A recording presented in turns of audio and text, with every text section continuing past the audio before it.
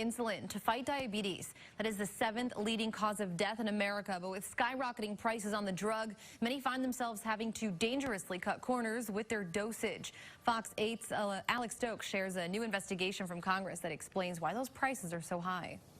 Insulin has become one of the most essential drugs in a nation plagued by obesity. But a new bipartisan investigation out of the U.S. Senate shows prices have soared because of dealings between the companies that make the product and the middlemen called pharmacy benefit managers who control its distribution. This report just shines a light on how outrageous the whole process has been to skyrocket these prices. State Senator Nikki Antonio co-introduced legislation last year that would cap the cost of insulin in Ohio.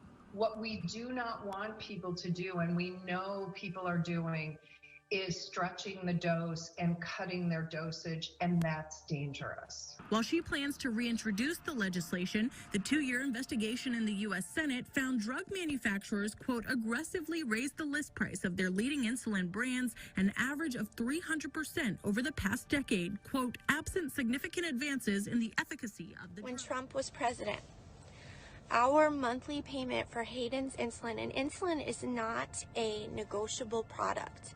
It's a product that Hayden will be dependent on for the rest of his life in order to stay alive. It's not rationable. Like, you can't ration it in order to make it go longer. You guys, I'm going to cry. I'm going to cry. Not so much for Hayden because we can absorb this cost. Last year under Trump, our insulin payment went to $60 a month for this box.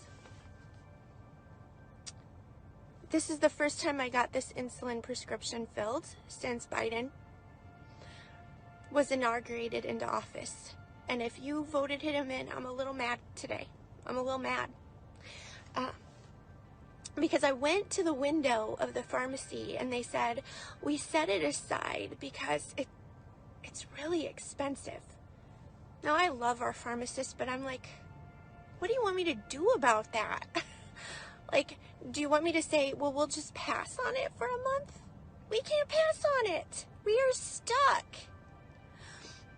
We are stuck as a family who doesn't go to the doctor because we see how the system operates. I just was at the dentist getting a crown replacement, and the dentist and I were talking about what a screw job insurance is.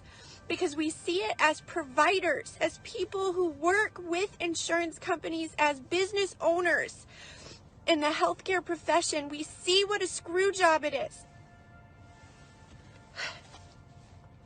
Do you know how much I paid for this one box of insulin? I paid $328 for this one box of insulin that lasts him a month. I paid $328. All right, so I got a serious question for everybody out there.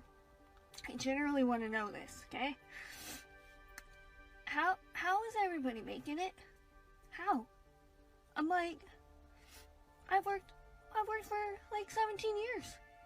I work all the time. I've been paying medical bills on my son for 9 years since he was born. And he was just diagnosed with type 1 diabetes and has to have insulin every 2 hours. I just got his prescription. It was $1,000. I couldn't pay for it. I now have to go in and tell my 9-year-old son I couldn't pay for it. I work a full-time job. My husband works a full-time job. I work 3rd shift. I go to school during the day. How are you guys making it? Am I the only one struggling? How are you guys doing it? I'll freak out in my car because I just found out that my fucking diabetic supplies, like my insulin and my pump supplies, the things I need to live, are costing $2,000 a month. I'm 24. I only just got out of college before COVID hit, and I am not making any good money. How am I supposed to pay $2,000 for something that I didn't do anything to get?